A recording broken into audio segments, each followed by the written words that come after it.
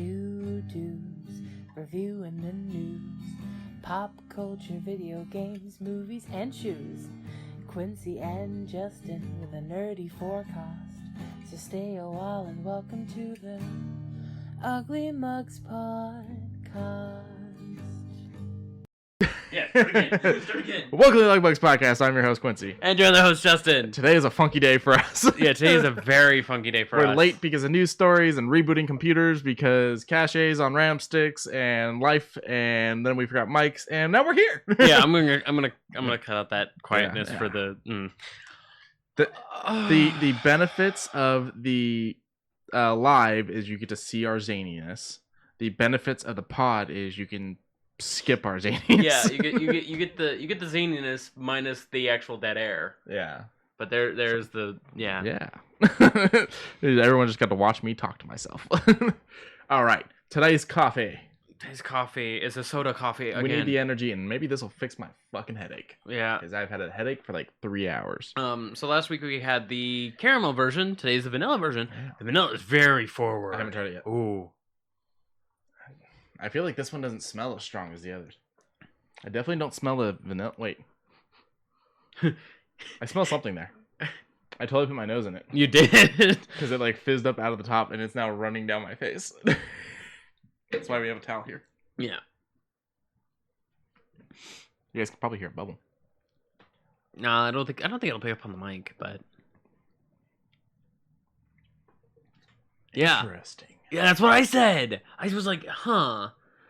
Because, I mean, me and coffee don't get along, but the vanilla kind of coats it and makes it a little bit better. See, I didn't taste the caramel at all. This I taste. Yeah, this is interesting. Vanilla, oh, yeah. We need to address something that I just experienced. Okay. So apparently, towards the beginning of last year, Pepsi bought Rockstar Energy Drink. They've had it for a while. No, they just bought it like last year. They distribute it. They may have distributed it, but they actually bought it. Okay. They're claiming it's a batch issue with one person that's actually talked to them about it. But the cans are now different. Lauren bought 3 of them because it was a deal. Let me do this real quick. Because I want to see the new can because I haven't seen any. Yeah, the can's different. She cracked it open and the house immediately, the far left top. Okay. The house immediately smelt like grape, like artificial grape when she cracked it open. And it's got like a children's Tylenol taste to it. It's closer to Monster now in flavor. Now, they have not made any official announcements. They're claiming it's the same that it's been. But one person claims that they talked to them and they claimed, oh, it was a bad batch. Send us your serial number off the can. Okay. Also, Rockstar has never had a commercial. Pepsi's ownership of them has made the first Rockstar commercial ever when they did it for the Super Bowl. Did they really? Yeah. Huh. I want to say that they had one. When Party Like a Rockstar came out. Not that I know of. Huh. Okay, but even still, I don't mind the fresh new look. I prefer, believe it or not, there was an energy drink that I tried last week that is made here in Vegas. Is it Joker? Huh? Is it Joker? Mm-mm. I thought Joker was made here. Mm-mm. I thought Rockstar used to be made here. I think you're gonna be surprised. Okay. Oh no! What is this? Hold on, I'll pull it up on the. I've driven past this building and I was wondering what they were. I know where this is. Hang on. Bap. And then right click, bap. And then I click. Everyone can now see it. So I've tried all the flavors. Okay. So they good? They are very close to the flavoring. Really? Okay, so the 4 flavors are, there's 5 flavors. I only ran into 4. So the energy drink's called Ghost. And it has 2 Sour Patch Kids flavors, red berry and blue raspberry. Mm-hmm. Both taste amazing. Then there's a nondescript citrus flavor that is kind of like how old Sierra Mist used to taste. You know how they changed the flavors? Yeah. Old Sierra Mist used to taste like how their citrus flavor is. Mm-hmm. And then there is sour watermelon Warheads flavor. Now that one's just, it hits the stomach and it's very delicious, but it's too much citric acid in the stomach. Did you get these at Walgreens? No. Where'd you get them? I got them at my little corner store. Okay. We're making a stop in there when I got some free cash. Okay. Because I'm loading up on all the flavors to try these. That's fine. I'm going to type you out something just because I'm not putting your personal information out on live pod. That's fine. But yeah, I've driven past this place. It's actually really interesting.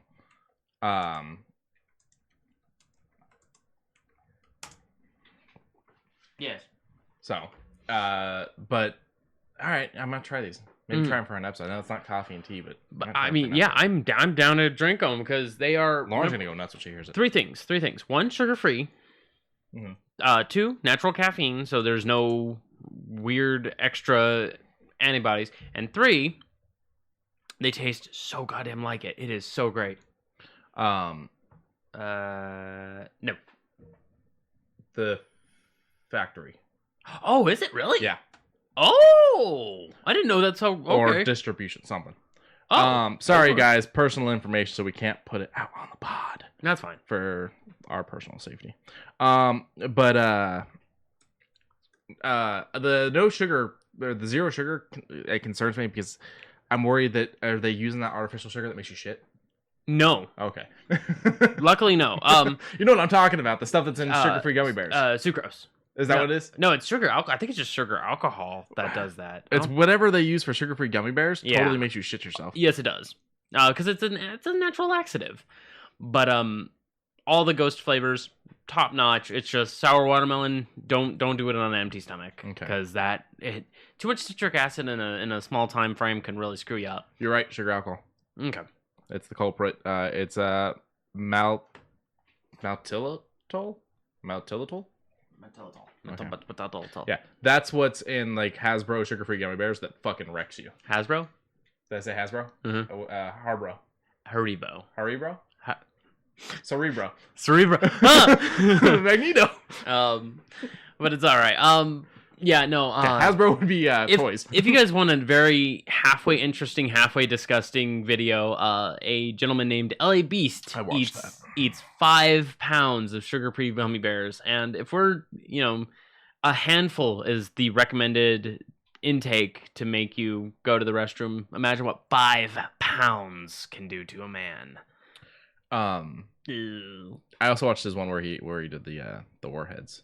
And eventually got to the point where he had to start crunching into them because they were blistering his tongue too severely, and he couldn't finish sucking on all of them. Yeah, there are a lot of people out there that are like, I love sour stuff to the point where I will cut my tongue up. Is that how it's spelled? No. Okay. I'm like, that doesn't look right. YouTuber Markiplier says, I will eat sour things offhandedly until my tongue is covered in scars. Yeah, I do it too. I'll have like a handful and call it good. Like I bought like a big grab bag, or one of the big bags of Shockers. They're now the sour sweet tarts because we can't say Shockers because it's a different term. Okay, but it was that term beforehand. It was Shockers, then Shock Tarts, and then now it's sour sweet tarts. Sweet tarts, and I'm like, it's the same thing. It's just they're sour sweet tarts now because they realize Shockers is something. It was something else. Else. But the problem is it was already something else, and you guys had that name for like 15 fucking years. Like, right? Nobody was fucking thinking that. You fucking weirdos. But I bought one of the big resealable bags, and I'll just eat those things, and I'll get to a point where I'm like, my tongue hurts. I need to stop. This hurts.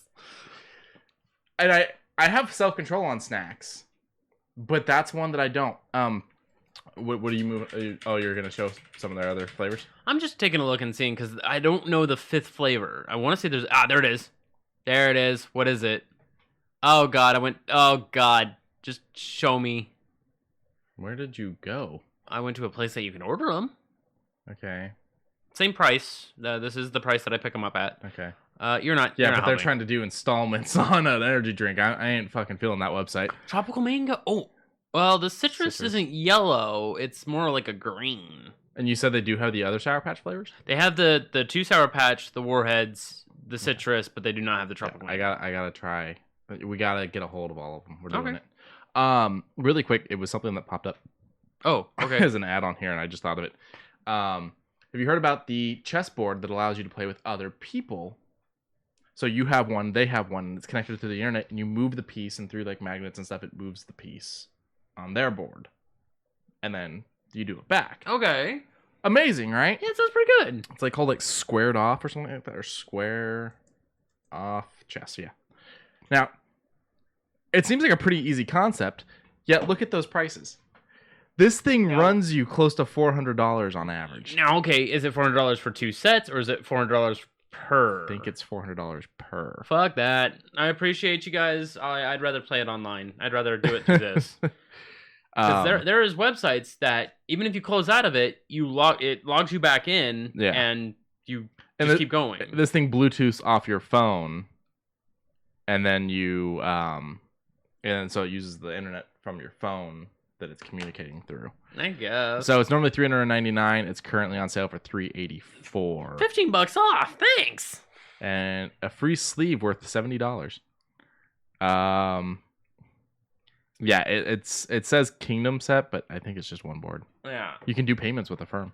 Oh, thanks. Well, I mean, if I ever wanted or needed this, I just feel like I could build the same thing with some magnets and a Raspberry Pi and call it a fucking day. That's exactly what it is. Like that's all this magnets, is. A nice. I mean, it probably has a nice finish. It probably has good pieces.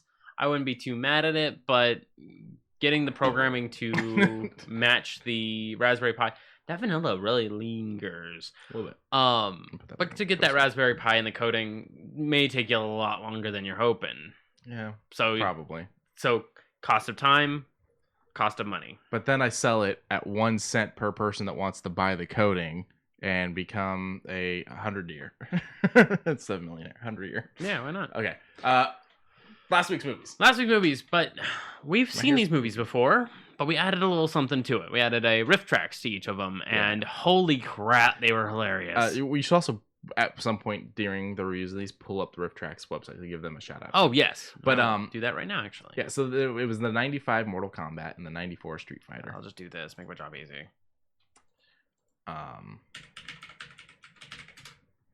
And I mean, I like the '95 Mortal Kombat.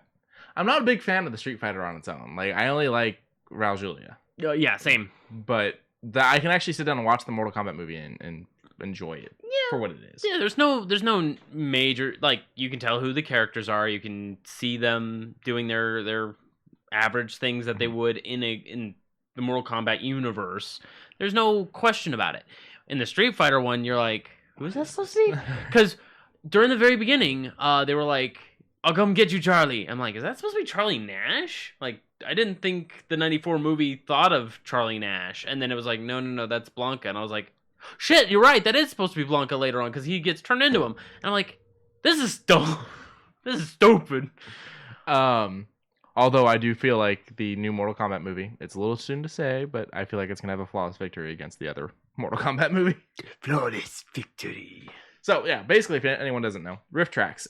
It's several of the guys from the old MST3K, Mystery Science Theater 3000. And if you don't know what that is, it's people making fun of movies. I don't know what else to tell you. Yeah, they talk over it as Peanut Gallery. Yeah, they riff terrible movies. But they have breathed light into their project again through riff tracks, which is just ever growing and ever getting bigger.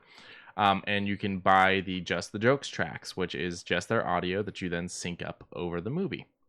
They're pretty cheap. They can play off your phone, off your laptop. You can download the MP3, however you want. Their app is supposed to be able to listen to the movie and sync up. I have troubles with it, and that may be user error. You know? Who knows? I mean, they wouldn't have made it, and I mean, who's to say that patches aren't being placed out there to make it a little bit better? But there is, what do they call it? What is the thing that... Disembodio. That's it. Disembodio. The little robotic voice that'll say one of the dialogues in the movie to show you whether or not you're synced up. Yeah. It'll say it at the same exact time as someone in the movie. And I'm like, that's a really interesting way to do it. Yeah, because they're watching the movies as they make the jokes. Yeah. $3.99 for Mortal Kombat. Yeah, and then you already had Mortal Kombat. Yeah, we already had Mortal Kombat. Street Fighter was the one we had to buy, but we had gift cards for Rift Tracks.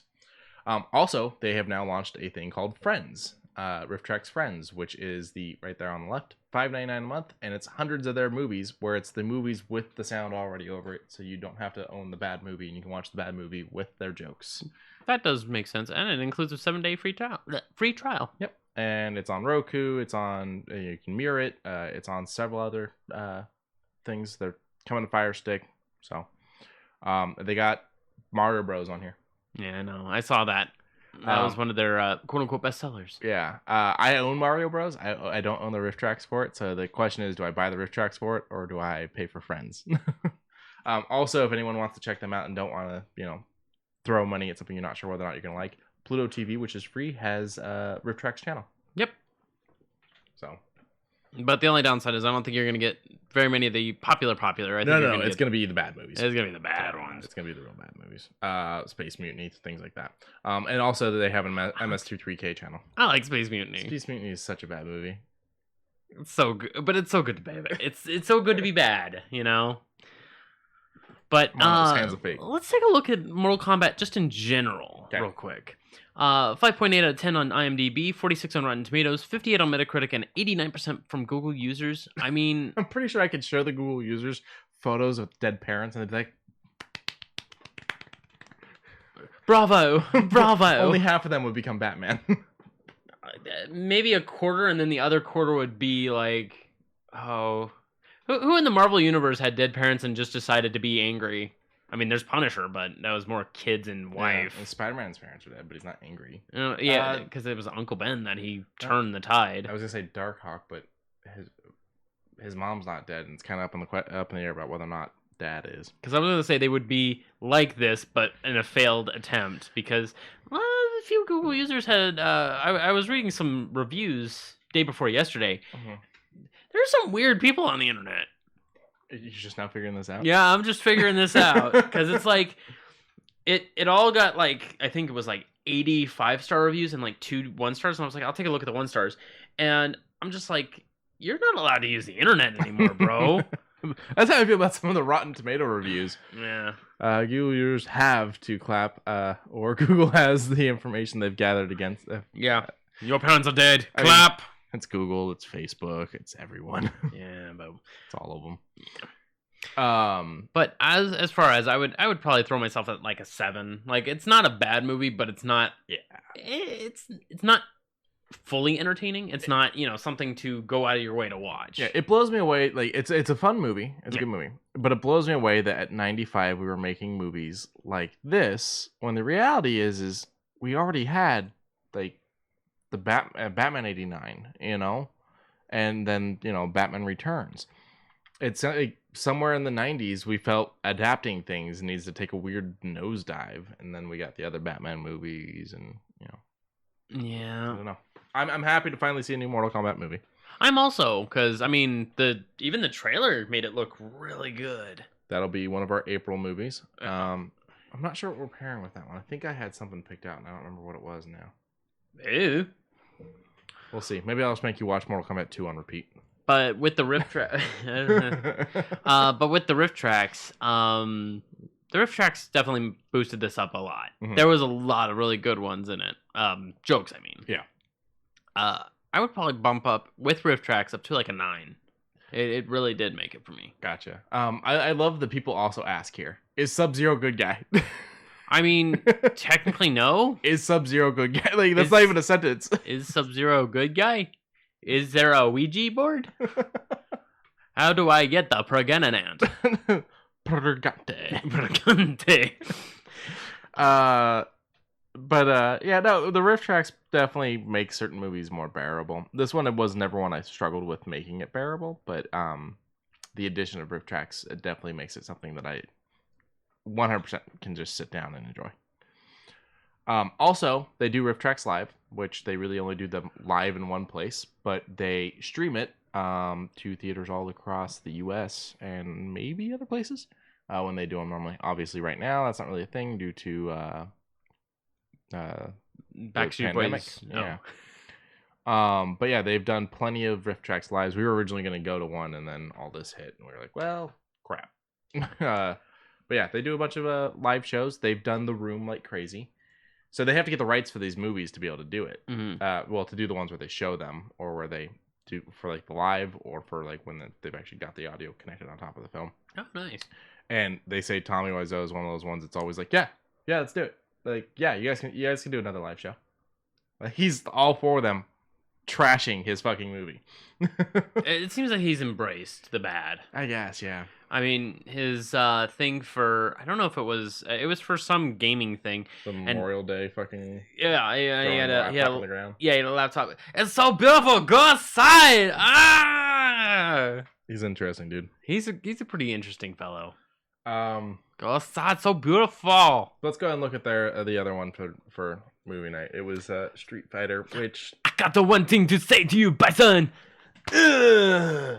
It's not one that I'm sitting down to watch. You have a Belgian man who, Yes. with a Belgian accent, Yes. playing a full American man with a United States flag on his arm. Yes.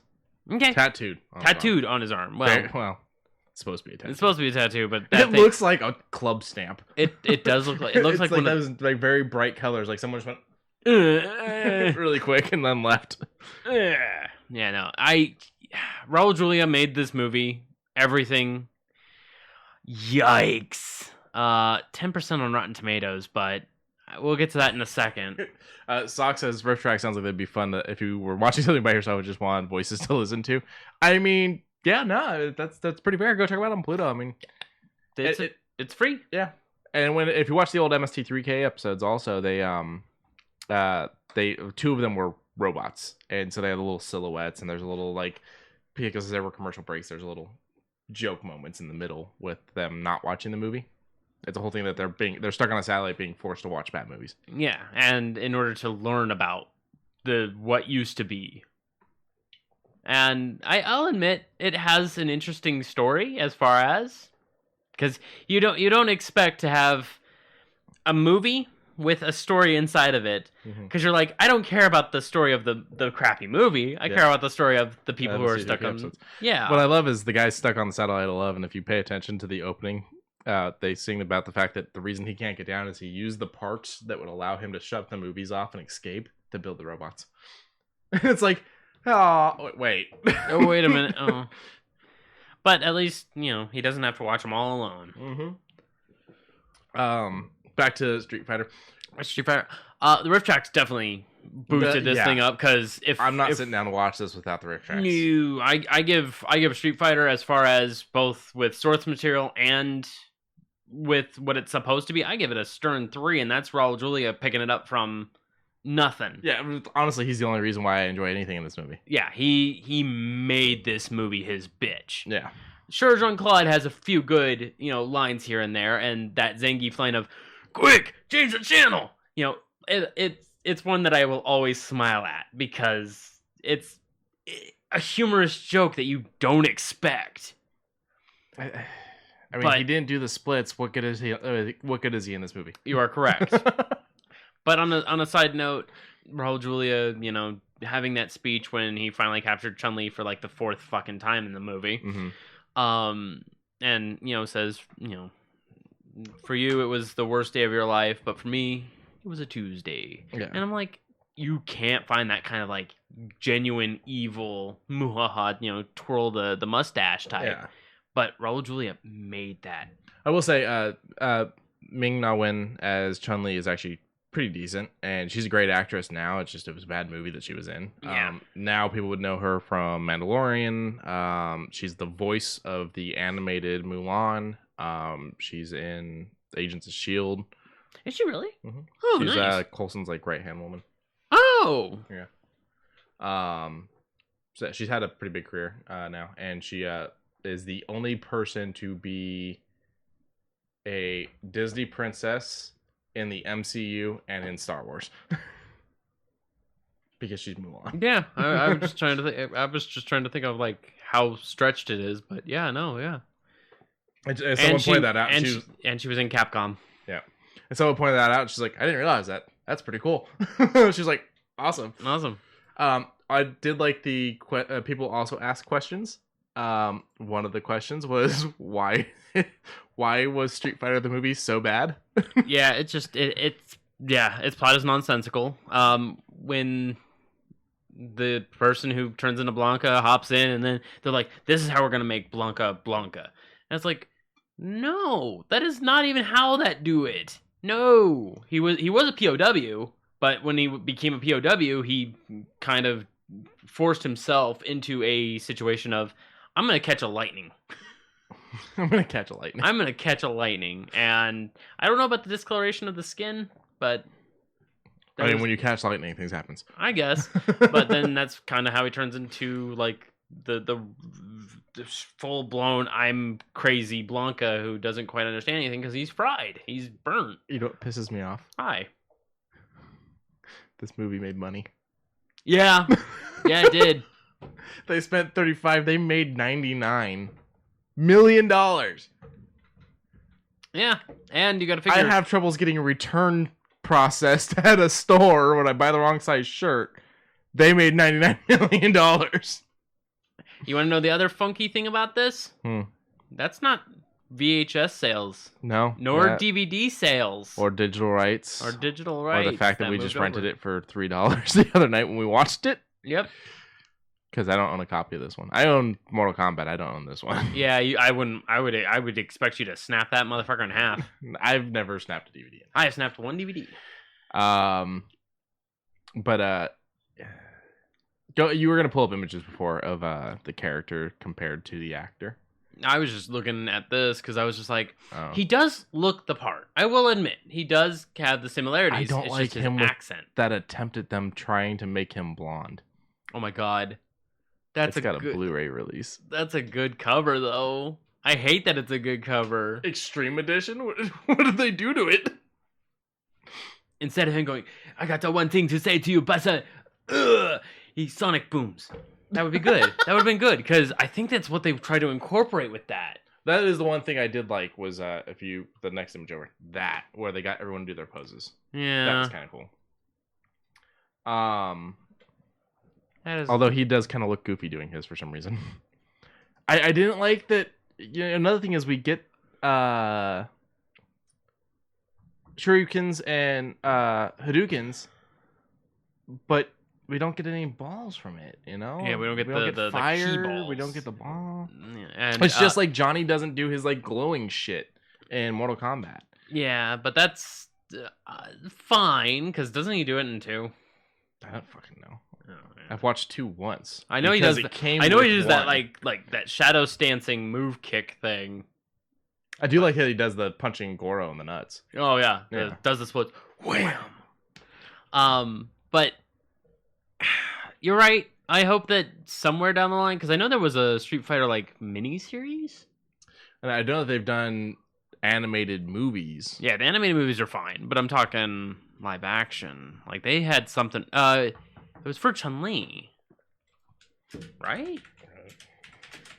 Show. I snapped one DVD and buried it in the garden so my sister would stop making me watch The Sound of Music. Oh. I mean, you don't like hearing Nazis with be careful. Yep, I'm trying. Music. If I notice it, I'll scroll back up, but everything seems to be fine. It's Google.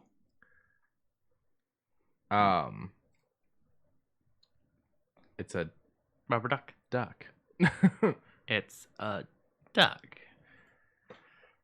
I'm pretty sure that's something. Yeah, okay. I thought there was a live action Chun-Li thing for like Netflix or something. Yeah. I don't think so. But let's see. It's so weird. Oh, you're thinking Street Fighter Legend of Chun-Li 2009 action martial arts film. Yeah. Yeah. I've never seen this. Quick, change the channel.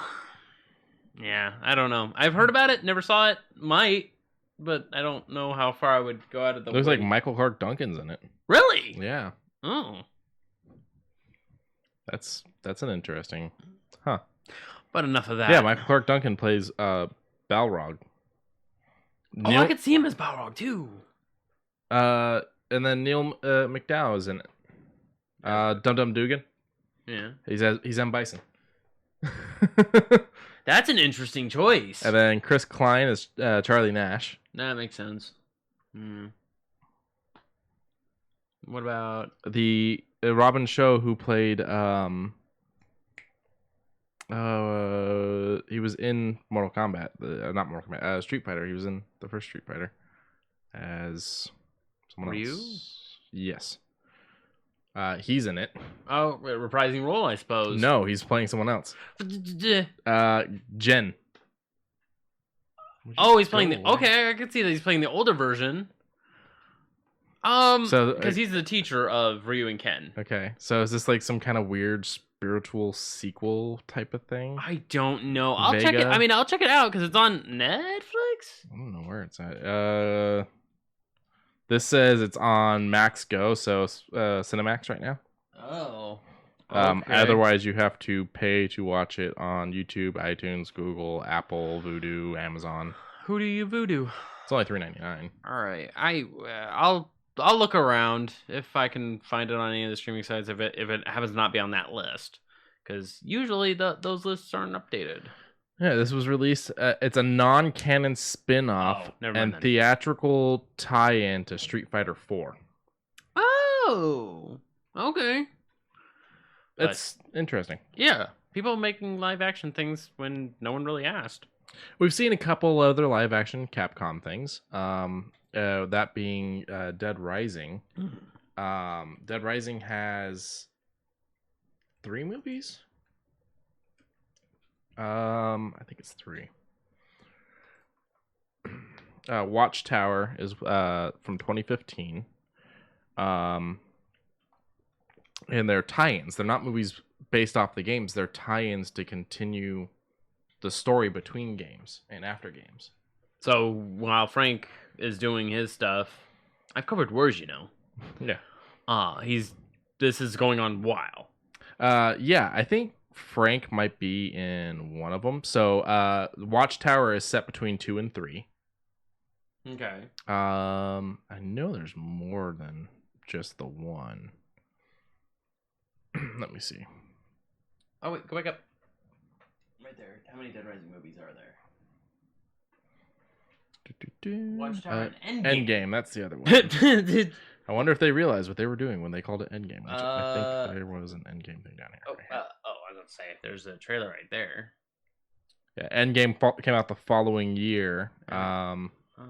It looks like this one still follows the same character from Watchtower. So okay, they're not high budget. No, they're kind of because I never heard of them until literally just now. They're interesting. I mean, Capcom loves doing movie production. Yeah. Whether or not it does well, they love doing it. Capcom wanted to basically. He's got the leather jacket. He's got the character. He's got the weapons, but the weapons look plastic. Yeah, the weapons do look a little goofy. If you wanted to pull this up, it's just Dead Rising Watchtower or... Nah. Okay. We'll start getting into news. Alrighty. But I'm not against video game movies. It's just so many of them come out bad. But I kind of like Capcom going, fuck trying to make movies about our games. Let's make movies in the world of our games. All the animated Dead Rising. Right. You know? And then they started getting better with the animated Resident Evils that are continuations. Oh, sorry. Did I say Dead Rising? I meant Resident Evil. That's what I meant. Yeah. Well, I mean, both. Why not? They're both Capcom. But I loved all the animated Resident Evils. They are all great. Mm-hmm. Even if you watch them out of sync, if you have no clue on who the characters are, they are still very good on their own. And plenty of gun fu. Oh, Gangara. Oh. Let's get right into the news. All right. So we're going to start with depressing shit. Yes. Cyberpunk 2077 major patch 1.2 has been delayed after cyber attack. That's depressing. Mm-hmm. So they're hoping second half of March, so not too far off. Now, following a cyber attack that the studio suffered earlier this month, CD Projekt Red announced on Twitter, while we dearly wanted to deliver patch 1.2 for Cyberpunk 2077 in the time span we detailed previously, the recent cyber attack on the studio's IT infrastructure and extensive scoop of the update means this unfortunately will not happen. We'll need some additional time. Now, I'm assuming this is someone that thought they were probably doing something good for the people, but now you just fucked over all the other players. Right, because knocking on a door that shouldn't be opened, and then you open up the door, sets off 5 alarms, and with those 5 alarms, you got people moving away from what they're working on and creating more problems. If it ain't broke, don't fix it. If you ain't a part of the project, don't work on it. You know? Mm-hmm. Our goal for patch 1.2 goes beyond any of our previous updates. We've been working on numerous overall quality improvements and fixes, and we still have work to do to make sure that's what you get. With that in mind, we're now aiming to release it in the second half of March. It's not the news we enjoy sharing, but we want to make sure we launch this update properly. Stay tuned for more information as the time draws closer. Thank you for your continued patience and support. CD Projekt Red is still trying, and I appreciate that. So the hacker stole documents and source code for both Cyberpunk 2077, The Witcher 3, and some other games. These files were reportedly sold on the dark web. I had auctioned for $7 million. Yeah, there were. They showcased a screenshot of Gwent, the source files for Gwent, and I was like, "You guys are going to be, tearing apart a company that's worked their entire lives to make these games. Yep. Don't do that. Because you're mad about one fucking thing." Or maybe multiple things. Who knows? Maybe they're not even mad and they're just people that go around hacking companies and stealing shit. Maybe. No, that's possible too. Yeah. All right. But yeah, that's the Cyberpunk news. I mean, the update's coming. Just got to be patient. They were hit. Second part of disappointment. My favorite thing in the whole wide world as far as conventions are concerned. E3. Getting delayed, isn't it? E3 Live has been canceled. That's it. According to the LA City documents. So LA releases the citywide conventions. So they released the 2021 book, what's on the books. And we've got NCEA. We've got LA Marathon. And then for E3, it says 2021, June 15th. Total room nights. And then it goes canceled live event in 2021. Working with the production team to on broadcast options at LA Live /LACC, working on 2022 and 2023 licenses. So I already know 4 people are going to already have their own thing. Mm-hmm. One is Devolver Digital. Mm-hmm. They're definitely going to do their own thing because they're making this weird story arc thing with their broadcaster as usual. 2 is going to be Nintendo. They always do it. 3 is probably going to be Sony directly, not any of their subsidiaries, because Sony's been doing their state of play. And then 4, I'm going to assume is going to be Xbox directly.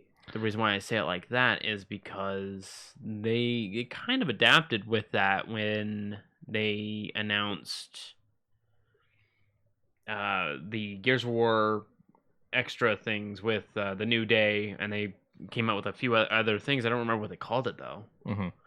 So I'm assuming that they're going to have everyone go digital. I mean, they already do digital. Yeah, but Microsoft already does like This Week in Xbox and stuff like that. So there's already plenty of things out there where they're already feeding information. This may just make any big announcements they were going to make be pushed off a little bit. To where they'll probably do some kind of big video, or maybe they'll do a live streamed in-office thing or something. Yeah. Now this wasn't the only thing that this did update being delayed. The Anime Expo is signing their license agreement for 2030.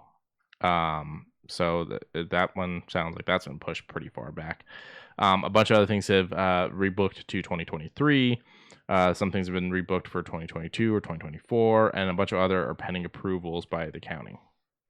Most of those people don't care about. Linux Foundation, maybe that's one. That one's currently pending approval for the LA county office. I mean, with people getting the vaccines, who's to say? Things can bump up. Things could happen in a positive light. Yeah, and things like the Linux one are currently for the end of the year. That's October. Right. But the Anime Expo is July, which we're getting closer to July. Yep. So. Yeah.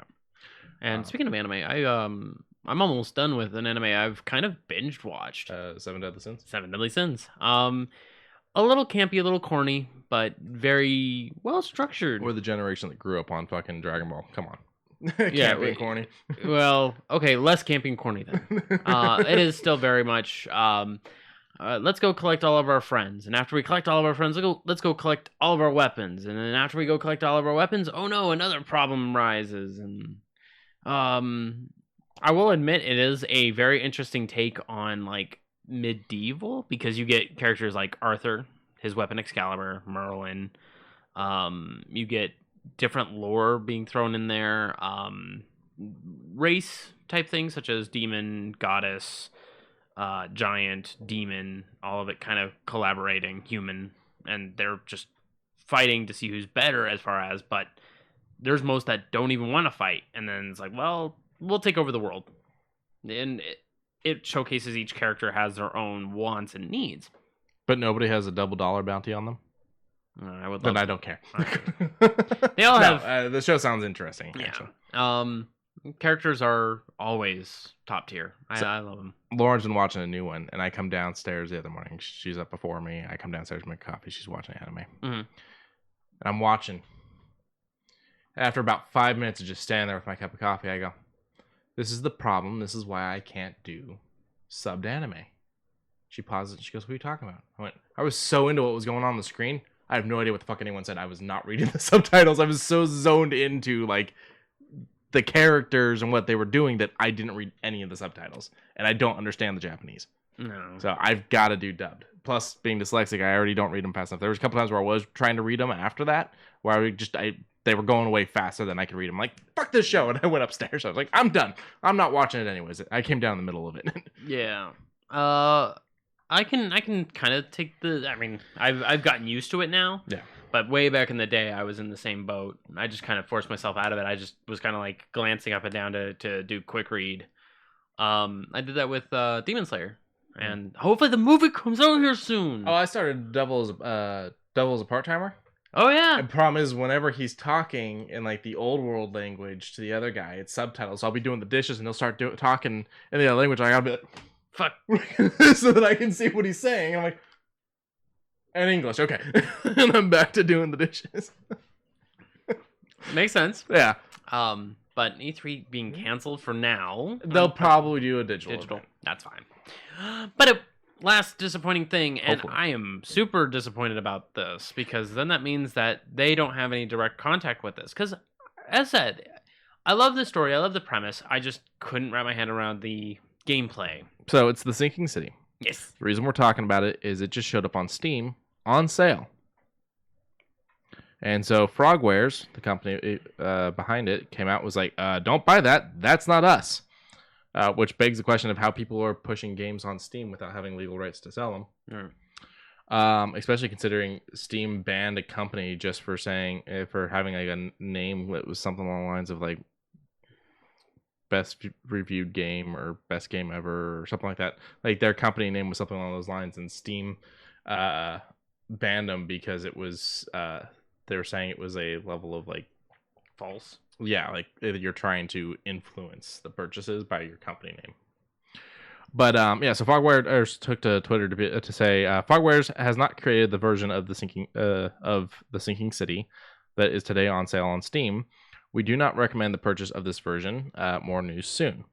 Now, anyone that's confused as to why there's a version of Sinking City on there when there probably should already be one. Well, we didn't cover this, but back in August, actually August 25th to be specific, the Sinking City was removed from Steam, Epic Games, and the digital storefronts of the Xbox One and PlayStation 4, as Frogware is currently in a legal dispute with publishers Big Ben Interactive and Nacon.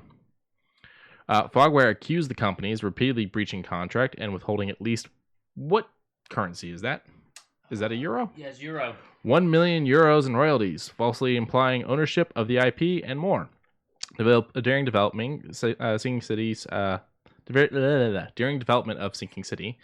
Frogware alleged that Big Ben and Nacon would pay in production milestones, and they would literally wait 40 days past the agreed upon section. So basically, they'd go. The agreement was Frogware would go. So if we hit this percentage of the game, we'll say 15%. Mm-hmm. You guys will then pay us so that we can start work on the next 15. Yeah. Okay. They would reach the 15%, and then it would be like, all right, now you guys have to pay us by the third of the month.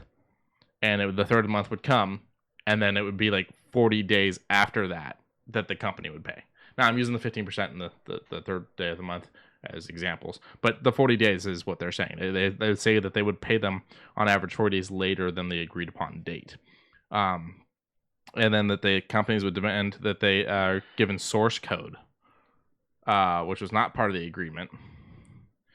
And then Frogware declined, so Big Ben and Nacon stopped providing payments for 4 months. Oh. Frogwares began the legal battle back in August of 2019 over these issues. And there's also been concerns. There was also concerns wrapped in that as well about the Sherlock Holmes game that Frogware had done. So that's why we're not seeing the game anywhere. And it's pretty much that this version of the game that's up there is probably from one of these companies that legally shouldn't be putting the game out there, and Steam should not have allowed them to put the game out there. But it's very hard to tell who's from where when they're just saying, I'm from this company. I'm a representative. I'm going to release this game. I mean, you gotta show some kind of legal ownership, I would think.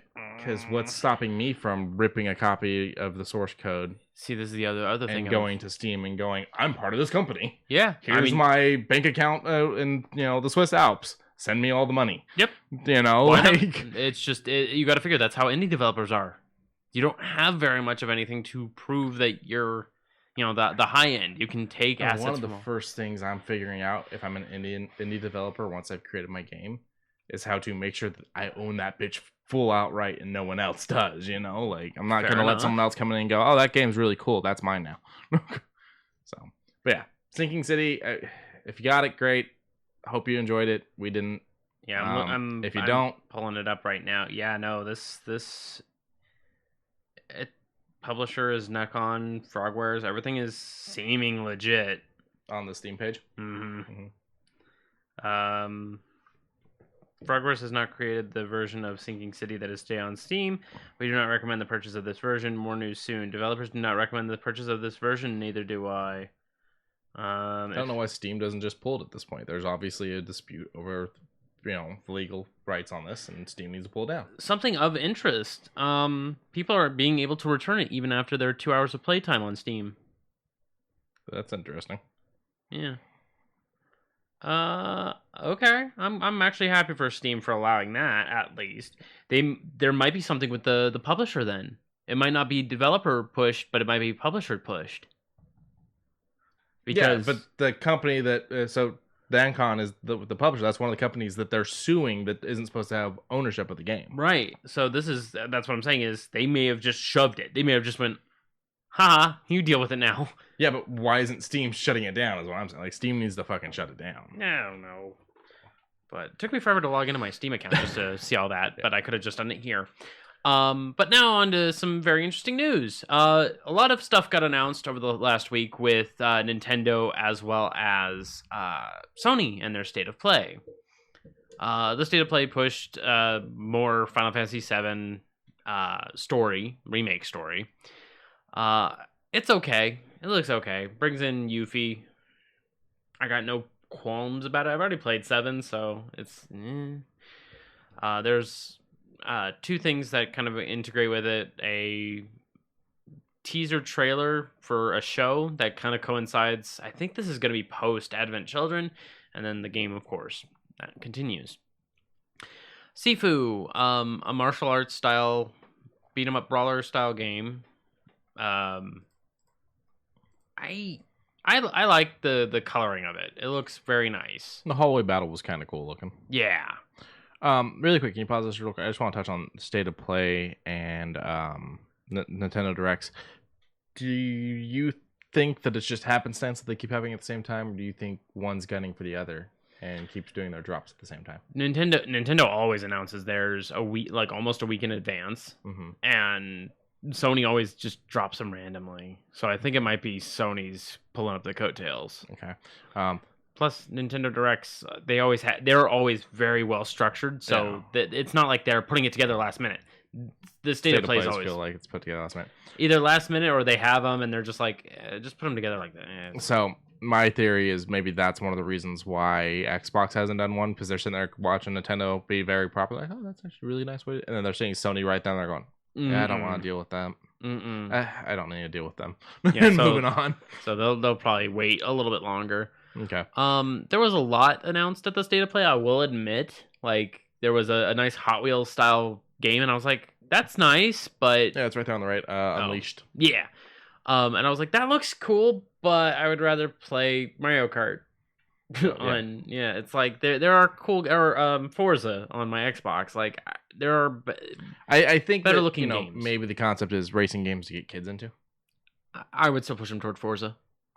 maybe. Because Forza is very beginner friendly. You turn on all of the handicaps and things feel very comfortable.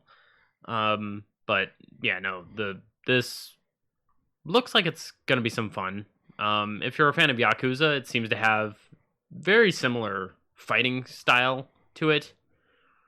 I'm just wondering how much control you actually have over the camera, because there's a lot of like the camera changing positions in this, and I'm hoping that's just for the concept of like the trailer, like that's just for the trailer aspects. Right. Because if my camera is going to be changing a shit ton while I'm fighting, it's going to be real annoying real quick. Yeah. I think it might do like it stays stasis, but whenever you do something cool, it brings it in so you can watch it. But I don't know. It looks great. I fucking love this whole aesthetic of him growing older and just becoming better. Yeah. The other things that were announced were things like really quick, what I like is that was also available for PlayStation 4, so I can get it without having to spend $700. Right. So nice. The other thing was the Five Nights at Freddy game. Well, I didn't mute it. The Five Nights at Freddy Security Breach now showcases a lot more gameplay. People have kind of keyed in that it looks similar to Alien Isolation. Oh yeah, but with color. And I was like, fair enough, because you're waddling around throwing things to distract the ever impending doom of getting your body stuffed into a automaton. Well, so I haven't played the Five Nights at Freddy's games. I get the concept. It's not my style of a game. This is closer to my style of the game, but I still, I'd like to be able to fight the fuckers. So it's still going to be not my style of a game. That scene right there made me think of the first Jurassic Park. Clever gal. But so my question is why the fuck don't we just lock the doors on these places and let these things wreak havoc in the middle of the night, and then when they go back to just being lifeless robots, open up for new business day? Why do we have to put some poor security guard in danger? That is what it do. That is how it is. The security guard is what's keeping him there. You can't pay me enough. The story behind the first one, still speculation on it, was that he was supposed to be a sacrifice, but he kept closing the doors at the proper times and doing the proper thing. So interesting. He was supposed to get crammed into a suit. Yeah, no. If the old gods are terrifying Chuck E. Cheese ripoffs, I don't want to support those old gods with the sacrifice. We support the old gods. But I mean, I'm happy to see that Scott, I believe his name is Scott Caulfield. His story continues on even when he was like, okay, number 3 is gonna be the last one. Okay, number 4 is gonna be okay, Sister Store is gonna be the okay. It seems like he kept rolling the eyes and going, I'll keep making them. I don't know. It seemed that way when Sister Location got released. When you keep getting those checks. I know, but then after that, it seemed like it went like good 2, 3. Sister Location, and then now we're starting to get back into Security Breach, where it looks like a lot of hard work. I mean, because aren't they up to like 5 or 6 now? This is number like 7. Yeah, so this does take a whole new take on it. That looks interesting. Yeah. Deathloop. We've talked about this game a long time ago, and now there's an actual like full blown trailer to it. I love the aesthetics, soft golds, the brown. It just looked like singing Doge for a second there, but yeah, a little bit. But when I watched this trailer, I was like, this feels like an old like 2002 E3 trailer, but with good graphics. But with good graphics. I'm kind of excited. Like, I don't really have any problem with Deathloop. The only major issue I have with Deathloop is I want to know more about the company that is putting you into the bodies of the next in line, I love this whole aesthetic. It seems like kind of an empty world though. It seems like it. I think it's a little post-apocalyptic. Yeah. A little bit. I like the post-apocalyptic feel in certain games, but there's some games that would I feel like this concept would do well in a more body-filled world. Yeah. Although punching people through big circles is always fun. Yeah. And then it kind of feels like Rage. Yeah, a little bit. A little bit of Rage, a little bit of Borderlands. Yeah. Yeah. A little bit of James Bond there. Yeah, this whole opening is very James Bondy, very like old spy film.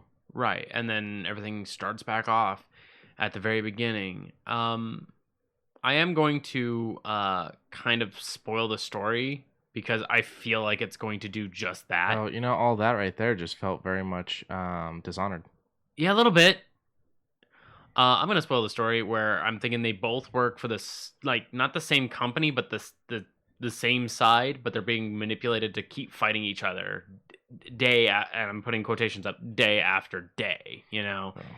But I'm here for this. I am here for this. I hope that it does well. Definitely looks like some kind of personal hell. A personal hell, and then Yeah. there's a cult, and then you got that 70s aesthetic. I love it.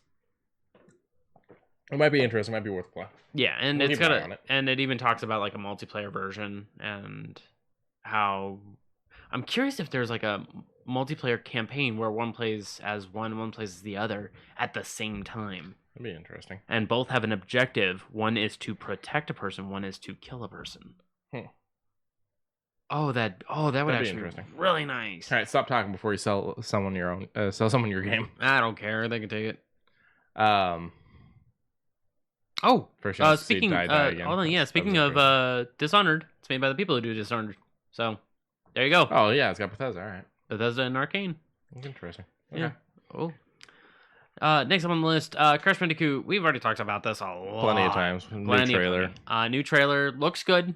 Not really wanting to say too much more. The people that put it out say plays just like the remake, but there's a little bit more to it. Here's all your masks, and it showcases a little bit more of the masks. Kena Bridge of Spirits. This kind of has a little bit of a Netflix animation style of game where it's really cutesy. It's got a lot of interesting notions, but the only major issue I have with it is no gameplay. It's not giving me the full benefit of what I want here. Well, I mean, depending on when the game comes out, Yeah. maybe they were hoping that E3 was going to be a thing. Yeah. Before they drop gameplay, I don't know. I want something a little bit more, not in-engine trailer things. Yeah. I want. I mean, it just looks like a big puzzle thing. Yeah, it looks like it has a little bit of puzzles to it. It looks like it has a bit of mythicism, and like that looks like gameplay, but I don't know. There's a little bit of gameplay. It looks like it, but at the same time, there's a lot of things you can do in a trailer to make it look like it. True. So there's some combat. Without any UI elements, I'm not gonna hold it to saying that this is gameplay. Yeah. But I'm interested. It seems like it's gonna be strictly PS5. So we'll see in the course of time. And that looks cool. Yeah. All right. Returnal. Now this one is pretty much. It feels like Dark Souls, but with a little bit more. I forgot to mute that one too. Just mute the damn computer. computer. I'll mute the name computer. There you go. There we go. So this has like good dashing. It seems to have iframes. A lot of weird tendrils coming off of things. Death never seems to be the end, and then at the very end of the trailer, you enter a home and the character says, just as I remember it. And I'm like, that's a good story element right there. It's procedurally generated. It's got a lot of weaponry. It's got a lot of roguelike elements where after every certain number of things you do or areas you conquer, you gain power-ups, whether it be damage, more dashing, better dashing, so on and so forth. It's a lot on screen at once. Yeah. A little bit of Geometry Wars in there. A little bit. You definitely got it, because I mean it's definitely got the kind of enemies where it's like it doesn't matter that you killed them, they already shot their shot, so be prepared for that. Right. I don't know, might be interesting. Yeah, like personally, I would like to have it in first person. That would be just my thing. I don't know. I feel like first person would make it really hard with those dashes and stuff. I mean, and then enemies being behind you. If I could play Dishonored with all those dashes. Yes, but the Dishonored enemies are not the speed of these things with all the different Fair enough. elements that they've got flicking at you. Give me the option and we'll see. Other than that, Breath Edge adds a little another one of those retro-esque but with futuristic overtones. That seems to be a very common theme lately, where it's like the past but with sci-fi elements, you know? I mean, I think it's something we've kind of bred into because sci-fi was always limited by what can you think of the future, because we don't know what the future is going to be like. So if you go and you watch old sci-fi shows, there's always a very old look still. Like when you look at it, like technology is not is not what they thought it was going to be. Like there's elements of sci-fi technology in today's technology, but there's definitely like you can see. You don't got like, a talking robot that goes, Will Robinson. Yeah, if you look at him, he's very vacuum tubey and stuff like that. Robots today don't look like that. They're like, look at the Alien movies. Like people point out, if you watch like the original Alien movies versus like Prometheus and Covenant, like everything was the green, the green screens with the the lettering going across. The huge Game Boy looking thing that showcases where heartbeats are. Yeah, and it's like a lot of that's not in Prometheus and all that, because that's no longer what we think of the future like, because we've been able to get past that technology now. Yeah, and the other thing with Breath Edge, it kind of sells itself. Well, of course, it's parody selling itself, but it sells itself to be a space coffin distributor. And then buy it now, you get a pet one free. And I'm just like, oh no, that's no good. That's no good at all. But I think it's all for the meme of you're gonna die in here kind of motif. I'm excited for that one. I'll wait till I see a little bit more gameplay, but it seems to have a very wild story about it with this one. And then, of course, we're going to super hard slide from Sony over to Nintendo. It's 25-year anniversary for Pokemon. How old are you? 28. What's my age again? What's my age again? Right, carry the 7. Yeah, all right. So 20. So you were only 3 when Pokemon Red and Blue hit America. Yeah. And I would get Yellow 2 years later. Yeah, I'd probably get Yellow like as it came out, and then I got Sapphire when that came out. And those were my only 2 Pokemon games growing up. All right. But we got some more trailers from the new Pokemon Snap, and it kind of goes over the full overview of where you're going to be heading, what kind of landscapes you're going to see, what kind of Pokemon you're going to see, how simple eating habits. It's great. It looked fine. There's no problem here. It's a Pokemon Snap game. Good to see more from it. The next one kind of confused me a bit. A lot of people were on Twitch streaming the Nintendo Direct or the Pokemon Presents, and people were jumping out of their seats for it. I was like, I never really played Diamond and Pearl, so I guess this is where I'm just like, I don't know. I asked Lauren about this because she still plays Pokemon on her 3DS, and I told her, I was like, Diamond and Pearl. And then she goes, play a little bit of Pearl. That's pretty cool. She wasn't like, holy crap, but she was like, cool, more Pokemon. It's nice for them to touch up the old games. Right. People were wanting this. People were like, we need, Gen 4. And I'm like, personally, I'm a Gen 3. I like Gen 3 a lot because it has 2 of my favorite Pokemon. I mean, is Pokebank still a thing? I don't know. Because if Pokebank's still a thing, I see it as a way of people trying to farm more Pokemon and stuff like that. Sure. I have no clue, and I'm not going to try and figure that out. But it looks like it's just the basic Pokemon formula, maybe with a few extra here's and there's added on later on. You can actually catch Arceus from what I've been told. And I was like, okay. I don't know nothing about it. But Shining Pearl and Brilliant Diamond, late 2021, cool. The other announcement really confused me. And by really confused me, I mean really confused me. Because it looks like Breath of the Wild, but with Pokemon elements. And when I was kind of taking a peek and, like, trying to dissect it, I couldn't wrap my head around it because it felt like it wanted to be. It felt like it wanted to be Breath of the Wild. It felt like it wanted to be something a little more than Pokemon because the combat looked a little rough. A few Pokemon looked like they had maybe 12 frames in motion, and I was like, this is rough. We need to see more. Okay, so yeah, I'm not worried about the amount of frames in motion personally. Yeah. I mean, he looks alive. He looks animated. Hang on. There's a. It does a lot of that. Chime. They're moving so fast you don't see them type of thing. Yeah, see? That didn't look good. Yeah, that didn't look too good. But I mean, it may still be early. But this also comes back to the question of: are we pushing this console past what it can do? I don't. You're hitting it with an open world game. This is what we were just talking about last week. Okay, you're right. But I've been playing Sword and Shield. Uh-huh. Well, Shield, and they have an open world area, and it does not run that bad. I love it. It looks great. Is it this kind of open world, or is it the top down? No, it's similar to this.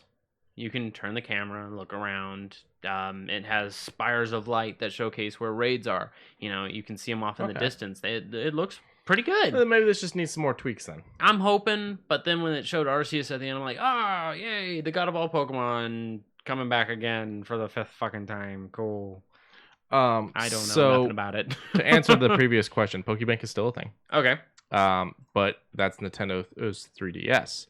You have Pokemon Home for Nintendo Switch, and this is saying you can do transfers, but they're one way only. So people probably can move their Pokemon from their Pokebank on over to the Switch and whatnot. But it seems like they're kind of screwing everyone that's been trying to get their Pokemon all moved around from generation to generation, so that they literally have caught them all on the DSs now that the new games aren't coming to now the new games are no longer coming to DS, are coming to Switch. So interesting. But Pokebank is, you can store up to 3,000 Pokemon. It's like $4.99 a month, and allows you to transfer Pokemon between games. That's not too bad. I mean, if I needed it, sure, I'd probably go out of the way for it, but all I have is Shield right now, so. Time to get into the shoe news. We missed one of my gaming stores. Oh yeah, it's right there. Right there. Oopsie doopsie. My bad. No worries. So Anthem development officially ceases. I know it's a bum for a lot of people, and I literally just downloaded the game so I can finally give it a try. But yeah, BioWare is going to be focusing on Dragon Age and Mass Effect, and so they're not going to be doing any more developments on Anthem. They say the game was a creative risk that taught the company a lot, and they're moving on. So apparently it's gotten a pretty big fandom recently that's actually very upset about this, and so they're trying to adjust to this new life. The announcement said, I know this will be disappointing to the community of Anthem players who have been excited to see improvements we've been working on. It's also disappointing for the team who were doing brilliant work. And for me personally, Anthem is what brought me to BioWare, and the last 2 years have been some of the most challenging and rewarding experiences of my career. This is the executive producer, Christina Daly. Again, development is hard. Decisions like these are not easy. Moving forward, we need to laser focus on efforts as a studio and strengthen the next Dragon Age and Mass Effect titles while continuing to provide quality updates for Star Wars: The Old Republic. So I'm glad that they're not giving up on the Old Republic. Yeah, which is one I really want to play and wish would get a console port. What's really important about, and they've gone on to talk about like Battlefront 2 and all kinds of other shit, but basically, yeah, they're gonna move the focus to a game that wasn't immediately a failure that they had to then build back up. It sucks because they finally fixed it and we're doing better, but now like they don't want to.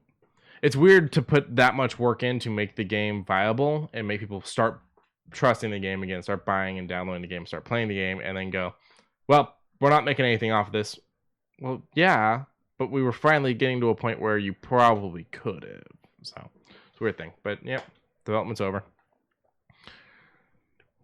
I'm just looking over our things real quick, being like, what was this? What was flipping this? through What mine was real this? quick, double check. What was this? I think that's it, except for the one. But you said it could be in either. I'll say that. Yeah, leave it for either. But shoe news. There you go. All right, so Adidas. You know, it's really bothering me that the food is so close to these shoes. Yeah, Like, a little look bit. at that fry is right underneath that shoe. Yeah, the grease. But we got McDonald's, Adidas, and it is bright honking yellow with the 3 red stripes and a just as bright red. These are. You know what? Socks does bring up a thing. The McDonald's shoes are a little clowny. Yeah, they are a little. I mean, they're not huge like clown shoes. No, they're not huge like clown shoes, but they are fucking bright. Yeah. They have the golden arches on the side and the 3 words. I'm loving it. I don't know anyone that likes McDonald's enough for this. No, I don't. Also, what is with the packaging here?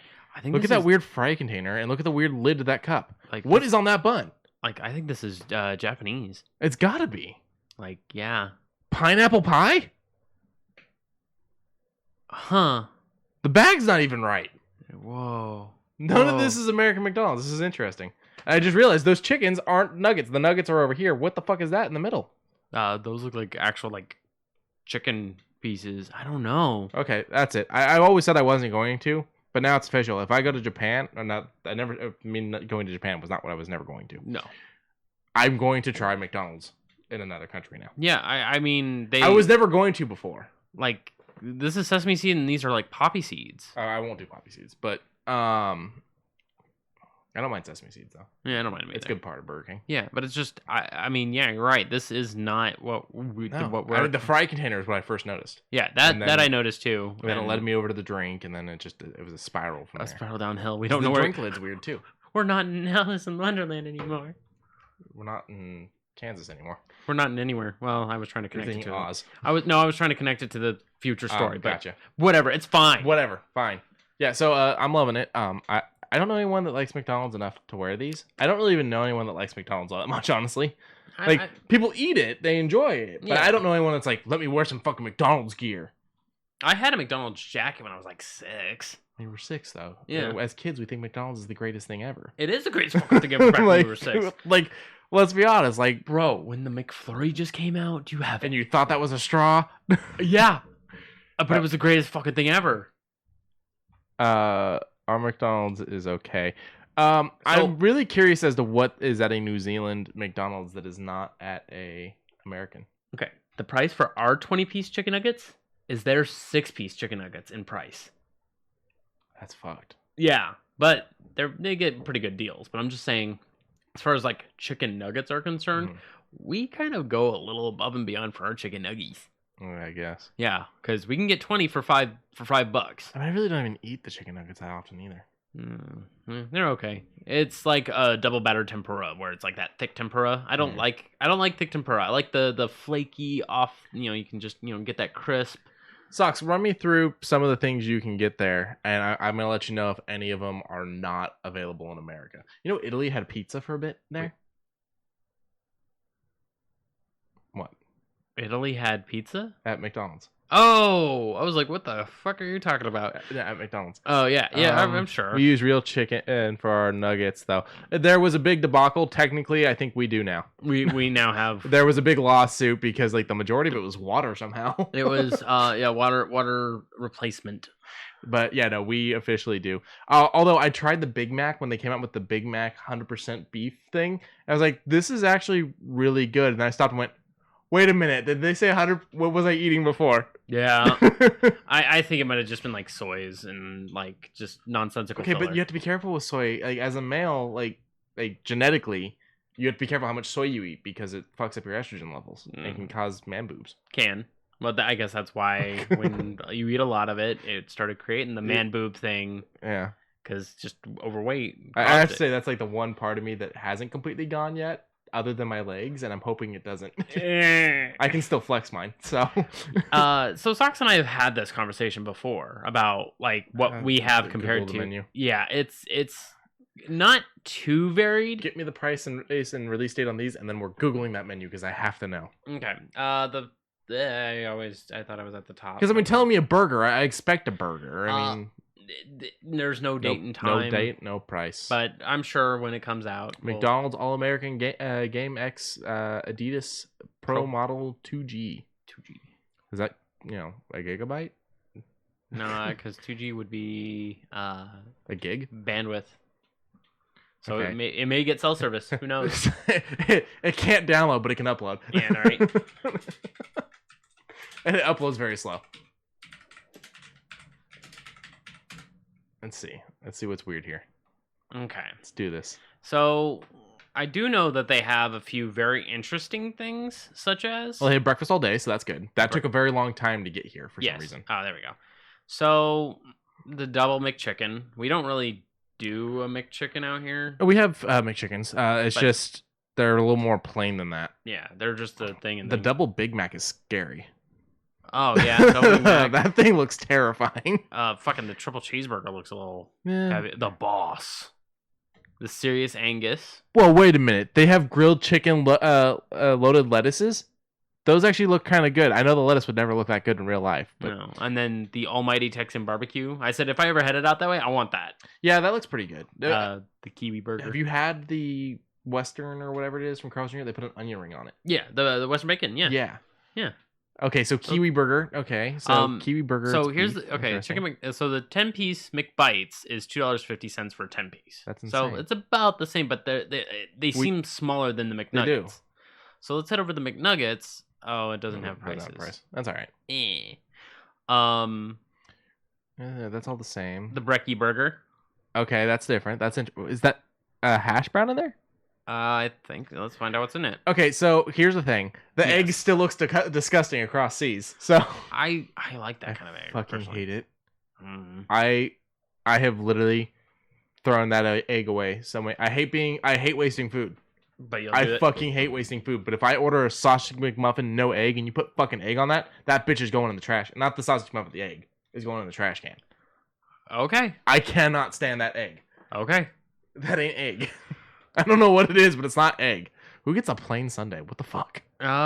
People who just don't like chocolate. I have a memory of when I first had the hot cakes.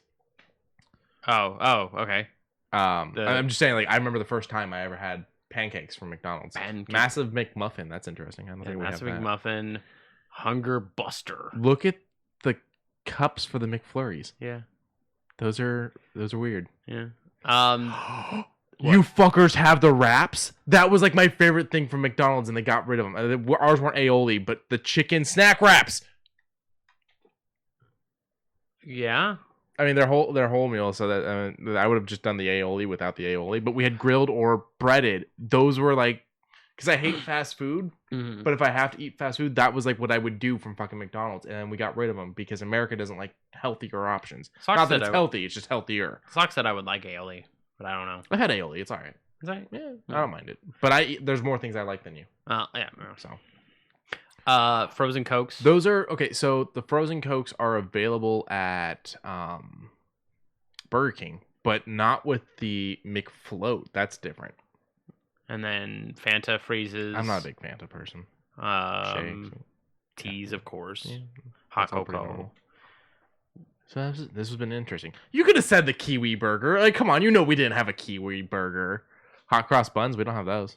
Sailor's double beef. I don't know what Skipper's spicy chicken. Oh, those look interesting. Chili cheese pops. A medium frozen Coke for $1? That's bullshit. Yeah, right. I like the $44 meal there. No, I'm gonna feel the whole fucking family. Something that hopefully we'll have for next week. Sock sent us the box of all these New Zealand treats. I'll pop it up here, and this will be a time where you get to see some of the delicious treats that I've gotten. If you haven't seen the videos on the YouTube channel, I think I watched one on the YouTube channel. Yeah. Triple choke cookie time McFlurry. Yeah. The mascot looks terrifying. It's kind of like Cookie Monster. Okay. Yeah, and Red I've had one of those from cookies. the blood of his victims. Yeah, throw that some bitch around a paper towel, throw it in the microwave for like 5 seconds. Oh. Did you know that depending on what country you're in, Big Bird's name is different, and so is his color? There's No, different I Big didn't. Birds for different countries. Interesting. Yeah, we'll look that up next. Look at the flavors of the Cokes. What the fuck? Lime Coke? I would like to try the grape. I would probably try all of these, honestly. Blueberry is also another interesting one. Where they released raspberry Dr. Pepper here at Jack in the Box, I went and tried it. It was basically like candy. It was too much. I couldn't do it. It was all sugar. It was all fucking just high fructose, artificial flavoring to the max. It was the most American thing I had drank. So there's a lot that is here that is compared to ours. Yeah, but there's also a lot that isn't. Right. Cookie Time cookies are only sold in New Zealand and Japan. Yeah, and I have had only one. Okay. I've only had one between the two boxes. We need to start like a trade route. I'll send you snacks. You send me snacks. That's pretty much what me and her are doing. Like, I just shipped mine out. I think beginning of January. I shipped mine out to her. yeah. I mean, it's a lot easier to get Japanese things here. Oh yeah, But we have a lot of Japanese import places in Las Vegas, like that do food. And there is something that we are going to try. If it gets here before next week, there is something that we're going to try on here, and it is a New Zealand exclusive Mountain Dew Interesting. passion fruit. Okay. Hopefully, it doesn't explode on its way over. That's That's what the fear. That's what she's hoping and praying. That's what we're all hoping and praying for. Have that bitch put in like one of those things that they use for camera stabilization, so it never tips. Oh, the folding tripod. Yeah. Have you ever noticed a chicken's head does that? If you hold a chicken and move them, their head stays in place, Yeah. and their body just. Yeah. Okay. Also, I hope you weren't calling Socks a bitch. Who would I call a bitch? Because you said, have that bitch do this. I was like, please tell me you're not calling Socks a bitch. No, the Mountain Dew was the bitch. No, Okay. not her. No, she's not. Okay. The Mountain Dew was the bitch in that scenario. Oh, okay. I was calling the Mountain Dew. I had that bitch doing this. Okay. News. We gotta freaking. Ah! We were gonna look up Big Bird, but we'll talk about this first. Okay. I thought that was supposed to be for after, but this works too. No, the internet must know. So we all know Tom Holland can't keep his mouth shut. Yeah. And with the teaser that came out, they kind of played on that. They were like, "You can't keep a secret with garbage." They had Tom speaking in his English accent, British accent, and it was like, okay, so this is and then all of a sudden it pans over to this whiteboard covered in just like theory crafting, as it were, just a whole bunch of things. Totally zoomed in and analyzed everything on there. There's nothing there, but yeah, and it had the name Spider-Man: No Way Home. This is the third title that has home in the thing, so I mean, it said on the board, so there was a name that didn't have home, and it said has to have home in it. Okay, yeah, but I was just like, I don't understand the whole relevancy of home. So originally, Homecoming the concept was he was coming home because he was coming to MCU, and then but the problem is Sony still owns it, so it was kind of a fucking lie. But the other thing was he was going to Homecoming dance. Yeah, and then Far From Home was just let's play on this name because what are we gonna call it? Spider-Man 2, Spider-Man Homecoming 2. Right. And then now we're in No Way Home. Yeah. What does that mean? Because he's back in New York. Yeah, but there's also a lot of rumors that this is going to have Dimension stuff because we're getting Jamie Foxx's Electro. We're going to have the other Doc Ock. And there's Murdock. Yeah, and there's rumors that we're getting the other two live-action Spider-Mans, Tobey Maguire and Andrew Garfield, showing up.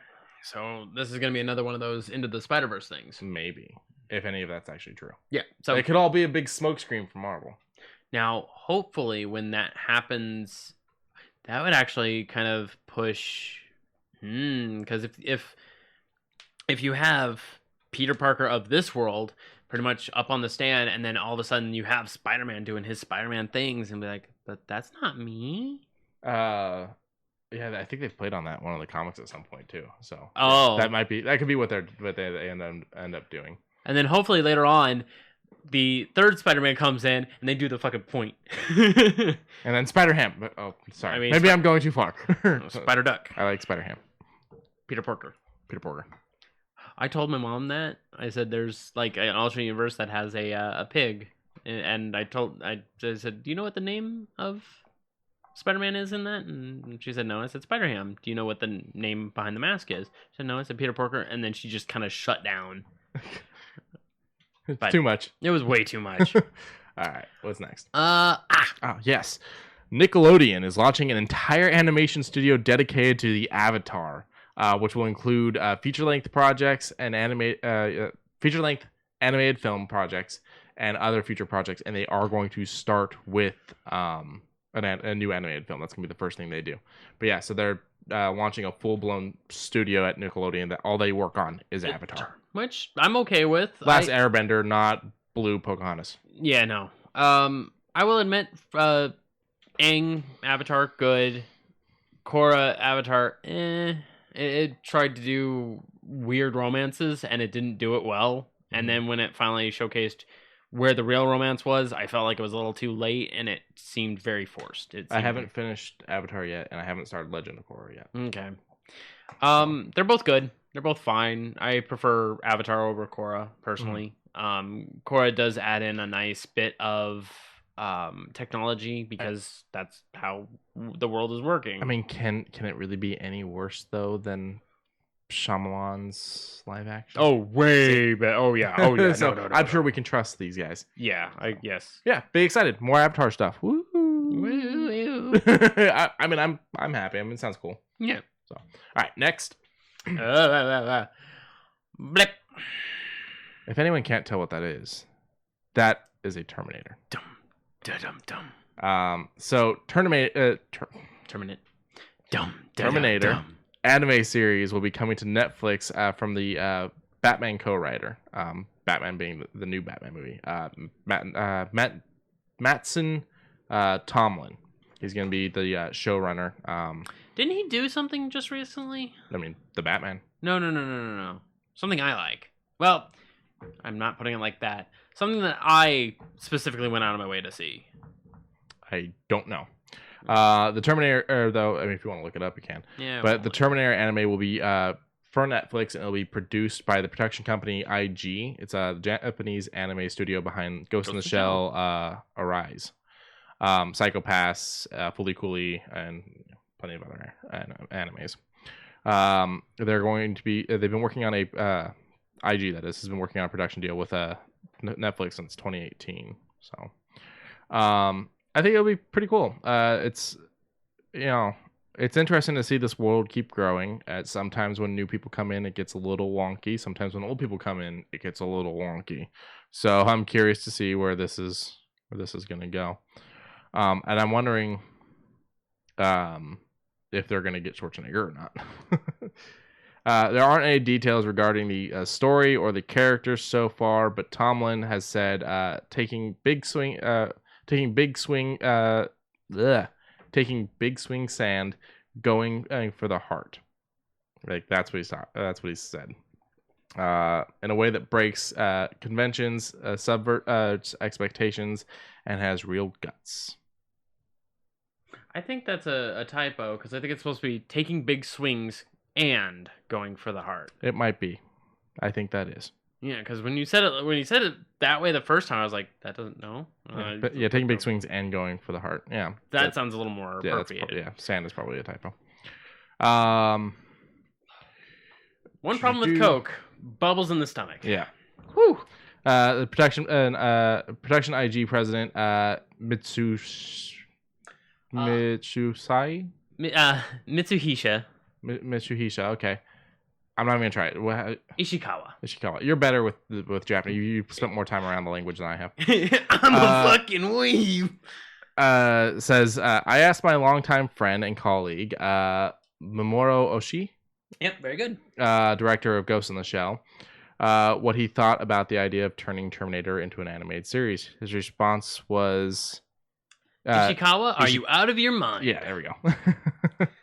Ishikawa says this response gave him the confidence to join the project, and that is, as fans of this series, our team at Production IG is putting their heart and souls into creating the series, which they did it to Ghost in the Shell, and I love Ghost in the Shell standalone complex. So I'm putting a lot on the line to say that they are putting their hearts out there as well. And Netflix has a few things going on with animation at this point too.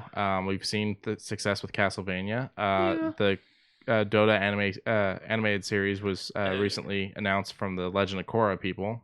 I'm going like this with Dota because I'm not a fan of Dota. I don't want to lock myself into another type of what do they call it, universe that has so many fucking characters when League is going to be working on theirs. I would rather stick with League. And it's funny that personal. This was just announced too, because Terminator and Sarah Connor are currently playable characters in Fortnite. Yeah. So. Fortnite's doing a lot of handshakes because you got Ryu Ken, Ryu Chun-Li, you've got Sarah Connor and the T-1000, you've got the Predator, you've got Aaron Ripley and the alien, yeah, the xenomorph. Yep, they just got announced. A huge chunk of Marvel. A huge in chunk. The past, some DC. Yeah. The Mandalorian. Got Kratos, Master Chief. I know there's more. There's a shitload more probably, but it's just John Wick, both parodied and actual. Yeah, they've done a lot of handshakes. I love the way that Wolverine looks. Like, I thought they did nice with the costume. So. Yeah, I'm okay with them. All right, what's next? We got to wrap this up soon. Speaking of Division, The Division. What was it? Jake Gyllenhaal. Yes. So the Division film will be starring Jake Gyllenhaal. But we already knew that. Hires Red Notice director. Rawson Marshall. He's got 3 names in that. Fucked me up. It always fucks me up when people go by 3 names rather than 2. Except for Neil Patrick Harris, because he deserves all 3 Yeah, names. but I've seen his name so many times that now I know it. If I was just reading his name and didn't know anything about him, I would probably go Neil Patrick. And then I go, shit. Harris. Neil Patrick Harris. Rawson Marshall Thurber. He's replacing David Lech, that was previously going to be the director of The Division. I'm kind of excited for this movie. I mean, it's got a good premise. I'm just curious on what the plot is going to be, because the plot of the game is very simplistic. It's, guy that kind of has to fix up a little bit of his family from after the money trading and all the cold and flu nonsense turns worse. And then all of a sudden they're like, well, welcome to The Division. And then you're a Division agent. You're a Division agent? Yeah. Okay. Because it wakes up on their things. So they're all regular people who are backup line for when the government in the world is completely fucked, so that because people will know to attack the FBI, people will know to attack the CIA, they'll know to attack the State Department, the Army, all those things. The Division goes above and beyond that. The Division is the people that they don't know about, so they don't know to attack them. Okay. And they've got real world skills of medical, construction, things like that, because that's what they do when they're because they're not the Division unless shit goes tits up. But yeah, after a scary real possible attack, well, maybe not nowadays with money not being what it was at the concept, but I love it. I want to see New York in the snow. I want to see gunfights in the streets. I want to see all that. I think it's gonna be great. Lech was the director for Deadpool 2, so I was thinking this could be potentially good, but he stepped down. This is Netflix that's doing this. He said says it's scheduling conflicts with his current project Bullet Train. Netflix is doing a lot of very interesting pushes. Well, this is also their first year where they're not borrowing money. They are completely in the green. Because they fucking marked up their prices, so of course they're in the green. Too. So I'm wondering if a lot of this comes from the concept of we can breathe a little easier. Let's get creating. Yeah, okay. Okay, Netflix, I see you. I mean, after 7 Deadly Sins was a positive, I mean, they've got me spending a little bit of cash on the mobile game, I will admit. So I will say that a little bit probably goes to them as well for promotional purposes. Yeah. So Thurber, who's known for directing Skyscraper and Dodgeball, has also stepped up to fill the role of the co-writer with the scriptwriter Ellen Shaman. Lech will remain on as a producer, which is nice. The other star for this is Jessica Chastain. So I think this will be interesting. This is not the first Ubisoft movie. Hopefully this will be the first good one, though. Mm-hmm. I don't know. I feel like I need to go back and give Assassin's Creed another chance now that I know it's not supposed to be based off the game. It's supposed to be set in the world of the games. It's very much the Dead Rising, Street Fighter, that kind of concept. Hopefully it does. Yeah. Because, I mean, Max Payne wasn't bad. It's just, it wasn't the source material. I wasn't a fan of Max Payne. No. And it's like they made it very real world, yet he still somehow got pulled out the window by it. Yeah, the weird Spectre thing. Yeah. I can. How do you feel about the CGI look for Rugrats? It looks fine. You think it looks good? Yeah, Lauren says they look creepy, but I'm like, where's the creep? Like, sure, Angelica looks a little Angelica's weird, supposed to be. but everything looks fine. There's no bad here. So Rugrats is being rebooted. It's coming to Paramount Plus. They're trying to get people to do Paramount Plus stuff. You know, CBS All Access failed. That's dying off. It's becoming Paramount Plus. They're moving shit over. They're going to be doing all these originals. So they're trying to tap into the nostalgia with this, and it's bringing back the original voice cast, which is great. My whole thing is Rugrats was good. Yeah. Grown Up was pretty good. Yeah. I enjoyed it. It was alright. Why are we going backwards? I'd love to see Tommy's kids playing with Susie's kids and so on and so forth. Like, I want to see their kids playing and like giving their kids. I didn't think we needed to go back to the original Rugrats. No, I concur. It's just, but you got to figure, not everybody's gonna want to go back into the past to watch those things. So, but you don't have to. I know. But also make the original 2 shows available on your streaming service, because people are going to binge through all this. Yep. And then they'll go, crap, I need more content. And they'll go and binge the old stuff. Yeah. Or put the old stuff on there first. They'll binge all that in preparation for the new stuff. Yeah. I mean, people are still going to go and binge the original shows, despite the fact that they don't need to for these. You were correct. Maybe it was the concept that they might have to kill off Spike, and they were like, we can't do this show. We can't kill off Spike. They kill off Spike, I guarantee you're gonna run into a lot of people leaving the show. So maybe that's why they're like, we can't go further into the future. Yeah. Oh yeah. Spike wasn't all grown up. Yeah, he's just fat. Fat, huffy puffy dog. So Plus launches on March 4th. It's just another fucking streaming service, and I'm not here for another streaming service. There's actually a lot of interesting stuff being announced for this one, but I can't do it. I've got too many, and I still pay for cable. Yep.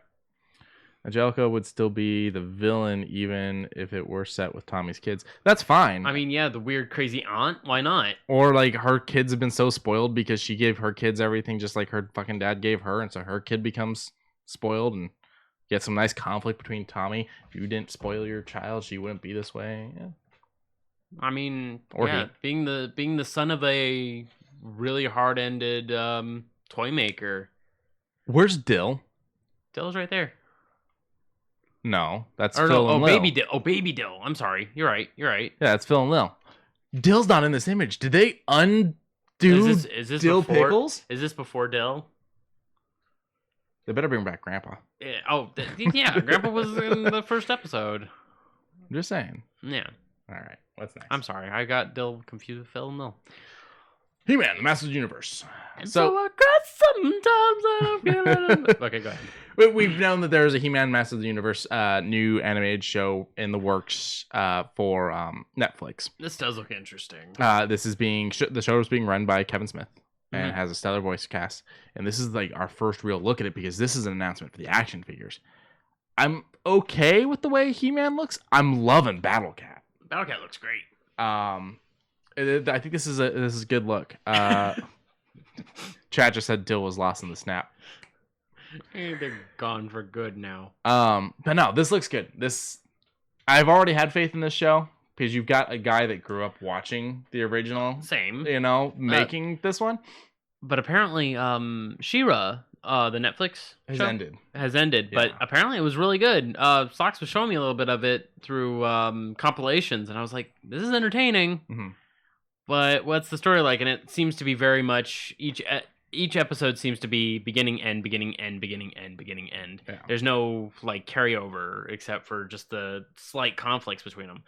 But I might be here for this one. Maybe, I don't know. There's a lot of conflict going on in my mind when it comes down to there's a lot that I still need to go through. So this is my most recent search says this is actually a film that's being anticipated. 2019, Sony announced the film would be released. Oh yeah, I forgot about that. Yeah, so Sony's been trying to do a movie, and it says for March 5th. Yeah, no, which is next week. I think that whole movie got canned. That movie never fucking took off. Yeah, it's like 6 days away. Like, what are you guys planning on doing? Yeah, that whole movie, just that thing never freaking happened. So the Netflix 2 new He-Man projects. That was just a confirmation. Yeah, that was one of those. That was when the confirmation came out for the full voice cast. So the full voice cast was confirmed February 14th, 2020. They're keeping this one very hush hush. They have been Kev hasn't even seen complete episodes, from what I understand. Like, so what you're telling me is you have the director who's directing an animated series, just kind of just looks at the storyboards, goes, "That's pretty good, make that work." well, you got to figure they're gonna do little snippets, and he's gonna have to look at all that. But you have to have the voice actors coming in. That's who he's gonna direct, and then they have to draw all that. Okay. They're gonna show them, concepts and stuff like that to fuel their imagination. I think it'll be good. I think it'll be good. Masters of the Universe was an amazing show, and it was actually the really interesting thing because it was done backwards. And it was actually one of those crazy things of like cartoons back then. Mattel came and said, "We have this character that we've designed a toy for, He-Man, and the Masters of the Universe. We want you guys to make a show." They really are. And they're like, "Okay, what's the story?" And they're like, "We make toys." Yeah, and that's kind of You guys make the. Yeah, did they have oh god, what's the one that has the hat and the cowl and all that nonsense? The little tiny wizard man. Oh, I know who you're talking about. I don't remember the name. Yeah, I don't remember the name either, but I was like, did they have a toy for that? And they just said, just whittle it in. Probably. So what happened is they go, "Okay, so who are the Masters of the Universe?" And I'm like, you do it. And so they would they'd be like, "All right, here's the new toys we're going to be unveiling. Here's their names, and here's what they look like." And you guys write. Yeah, you guys. And so it became a thing where they accidentally, like the writers, like, we realized, if they had webbed feet, they were villains. Frogman and things like that. It was like an accidental thing that started happening. I mean, that does make sense. So, because if you had web feet, I'd be angry. No, I would be a villain. All right, what's next? But speaking, I left this one. I don't know why you picked this image. This was a weird image to pick. I like the figure. Yeah. You're fine. No, it's fine. Oh. So Lady J. That was why you had issues finding it. I just saw you put J. I said, well, yeah, but then I clicked the right thing and it didn't change that. Lady J from G.I. Joe. G.I. Joe, the real American. So another hero. one of those. We have the characters, you make the stories type of things. So she's undercover agent, and she's getting her own live action television series. Yeah, she's the anti. Oh no, what was her name? I don't know. Oh god, you go ahead and keep going. Okay. So the show will be coming to Amazon. The creator being Eric Olson, who's also the showrunner. Olson is the executive producer and lead writer for The Man in the High Castle, or The Man in High Castle. I like that show. The Baroness, by the way. Baroness, okay. Yeah, she's basically the anti-Baroness. They both have espionage and all that, this, that on their thing. Lorenzo Di Bonaventura? Di Bonaventura. Okay. Who's known for What a last the name. live-action Transformer movies, will be the executive producer for the series. A lot of big names being thrown around lately, and I don't like it. I mean, they're all sitting at home going, "I hate this goddamn pandemic. I need to do something." I guess. They will. This will be a standalone series centered on the G.I. Joe operative, but will connect to the wider G.I. Joe universe. A live-action version of her was seen in G.I. Joe Retaliation, but I mean, let's be honest, who remembers that movie? I do like that they're going to try to build a G.I. Joe universe, and I think starting with doing individual character things like a show for one character is a really good way to start that. Yeah, and surprised. I think this has a great... I mean, I'm hoping that they pull a lot of characters such as Duke, Ironside. Yeah. I like to see a good like Destro show. Destro, like a miniseries of Destro. Baroness. Why not? Hell, even a start of Cobra Commander would be a nice one too. Just one that showcases why they are making a literal, and I'm using this term very heavily, terrorist unit to do this. You know, Hydra is 100% that. Yeah, they don't. And then, I mean, she's supposed to be an undercut. Like she can be anyone. That's kind of her thing. And that's kind of one of the downsides of the way G.I. Joe thinks when it's like, she's the undercover agent, but it was always just them running in and beating the shit out of Hydra. I was like, who was undercover in this? Hydra? Cobra. Evil terrorist organization, red logo.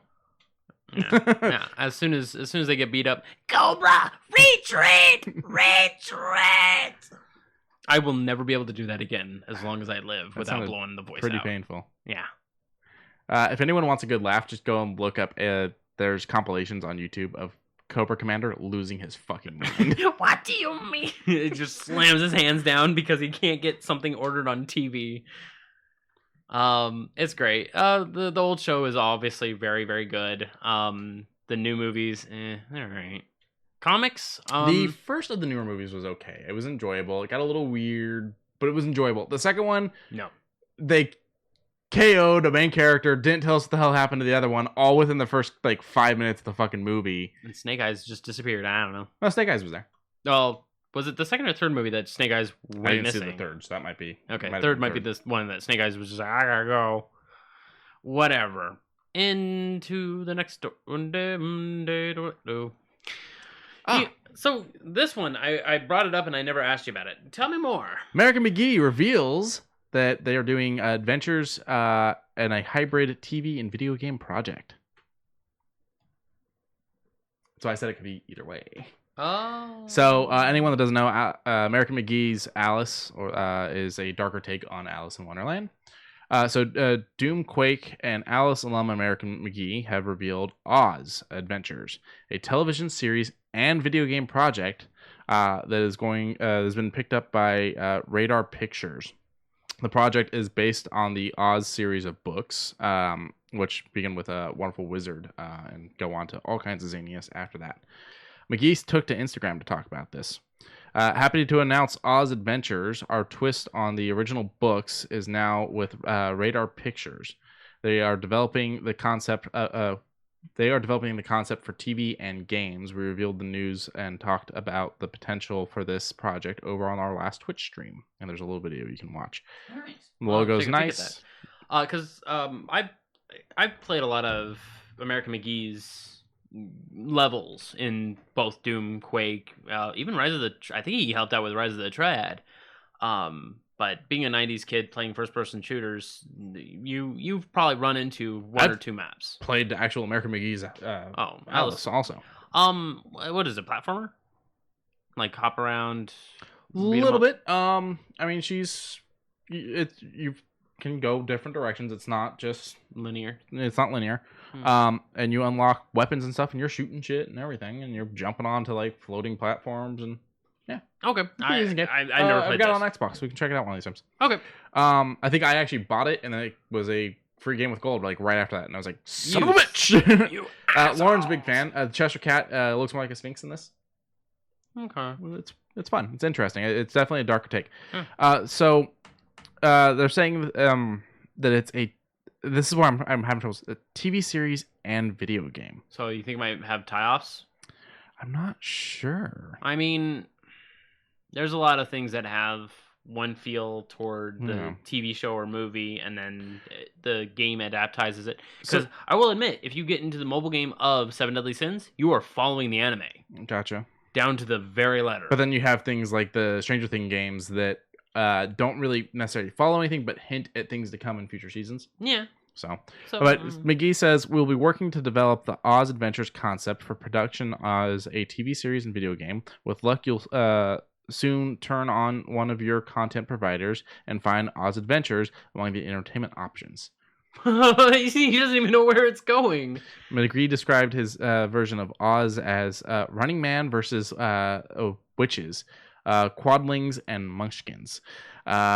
Characters are currently pulled into Oz from all over the world and all through time. Neat. Okay, I'm excited.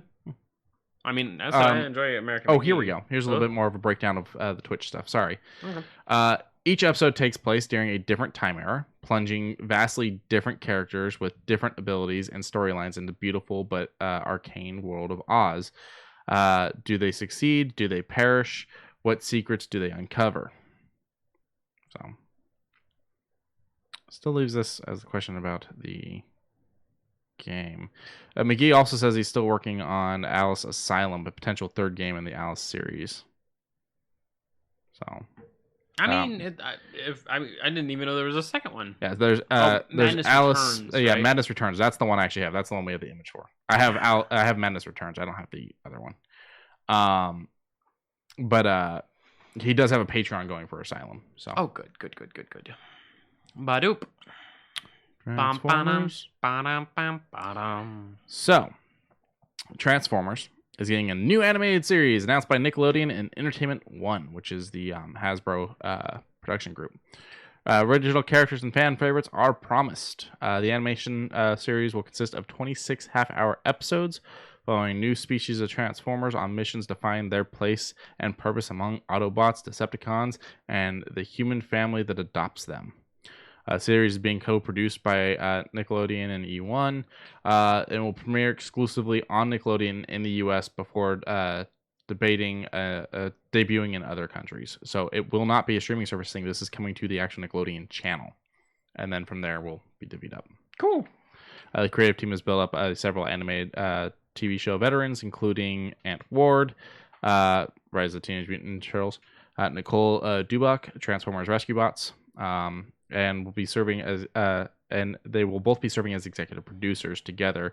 And co-executive producers of development are Dale Malinowski, Rise of the Teenage Mutant Ninja Turtles. Production will be overseen by Nickelodeon's Conrad Montgomery and E1's Mickey Hauser. So I think it'll be fun. I'm all for more Transformers. I'm neutral to Transformers. Never really wrapped my head around it. I got into it. I liked it. I liked live action for a while and I fell out, but everyone says Bumblebee's a nice new look, nice step back in, so I'm gonna probably have to check that out. Okay. And then this you got way more than I do. I love Kelsey, but I don't have very much for. Okay, so Frasier's coming back. Yes. That's another Paramount Plus thing. That's another one of those things where they're trying to get people to do Paramount Plus. People love Frasier, and Frasier's coming back. Okay. Frasier is one of those things where I love certain things that have happened in television. One of those things that I love is TV shows will hit spin-offs. And sometimes those spin-offs become even bigger or just as big as the original show. Frasier, possibly bigger than its actual spin-off. Frasier is a spin-off of Cheers. Where everybody knows your name. Yeah, the character of Frasier, played by Kelsey, is in Cheers, and eventually it spins off into the Frasier television show where he moves to Seattle. He does like a radio talk show because he's a therapist and whatnot. Well, Paramount Plus is bringing the show back, and Kelsey Grammer is set to return. Nice. So it's not gonna have to be a reboot or anything. They're gonna continue it. I'm very excited. So they said, having spent over 20 years of my creative life on the Paramount lot, both producing shows and performing in several, I'd like to congratulate Paramount Plus on its on its entry into the streaming world, said Grammer in a statement. I gleefully anticipate sharing the next chapter in the continuing journey of Dr. Frasier Crane. Okay. I mean, yeah, he got a lot of... This is one of those shows where I'm sitting there going, damn, I hate that I've got so many streaming services because I like Frasier. I like Cheers. I would watch this. I can't pay for another streaming service. Right. The only other thing is, didn't Frasier have like 8 seasons? I'm not sure. Oh, I was going to know that, but I mean, that works too. But I mean, holy crap. Like, I know it's been on for a while. I remember... Apparently don't know how to spell it. Grandpa was sitting next to me watching a whole bunch. And I would always check out about that time. I'd be like, I'm going to go play some N64. Peace out. 11 seasons. 11 seasons. Just to keep it going. I mean, Roseanne probably had just as many, if not more. I think Roseanne tapped out like 7. Cheers went on for 11. Let's see. The original run of Roseanne was 10. Okay. So holy crap. Like, all these shows that are getting reboots are already successes, we'll say. Yeah. This definitely has a fan base, and I think it'll do well. Yeah. I didn't want to talk about that anyways. Let me go ahead and switch scenes. Actually, let me do one last thing here. We're going to do our plug. Yes. Okay. Well, they do have this, just in case you want to do the small thing. So this is brand new from them. Let me switch the scenes. They have something brand new. They do have something brand new. What's this? The 7-story sampler set, so you can just try them out. Oh. Yes. I need this. I need this. Because I want to try everything. I already tried Witch's Brew, but I want to try all of those. This is probably how they fucking got through those last, like, 5-pound bags of Witch's Brew. Yeah. I mean, it was good. I'm just saying they had the 5-pound bags left. No, this is great. So Geek Grind, you support them, you support us, especially if you use our discount code of JustH20. all kinds of flavors for you guys, and a new sampler, 7-story sampler set, which gives you the Smuggler's Run, a vanilla rum coffee, the Lost Island Legacy of Mo'o, dark chocolate and toasted coconut flavored coffee, Jungle Haze, Reign of the King, which is banana Foster flavored coffee, Legend of the Lock, which is the Highland cream coffee. I want to try. Dawn Patrol, which is Dawn Patrol Sasquatch Brew, which is the maple and brown sugar coffee. Desert Winds, Night of the Chupacabra, which is the cinnamon and chocolate flavored coffee. Witch's Brew, a Cauldron Blend dark roast. And so it's the 7 of those for $39.99. But if you use our code JustAge20, you're gonna get 20% off of that. $7.50 off, my dudes. So that makes it $32.50. I do quick math. I can't do quick math. I can do big math, but it just takes me a bit. Yeah. Now, if you already used our discount code but still want to show us some love and support, all you have to do is use our link to Geek Grind in the description, and that'll take you over there. And then they've got other discount codes for you, like Dungeon Crawl, which is a 20% off code for coffee and tea. Also, free shipping on orders over $50. And they also do a great thing where you can set up when you want the coffee to be delivered, so that if you find one you really like and you know roughly when you're going to run out of coffee, you can have coffee delivered to you on a regular basis so that you can make sure you've always got the coffee you want. And for the Pathfinder fans, we've got 2 different flavors, Goblin Gulp and Cadian's Cup. I have had the Goblin Gulp, and it is gulpable. There was also the Dark Harvest, but I'm not seeing that one currently available. I think that was limited. I think that was limited. I wanted to try the Dark Harvest. I hate that I didn't get it.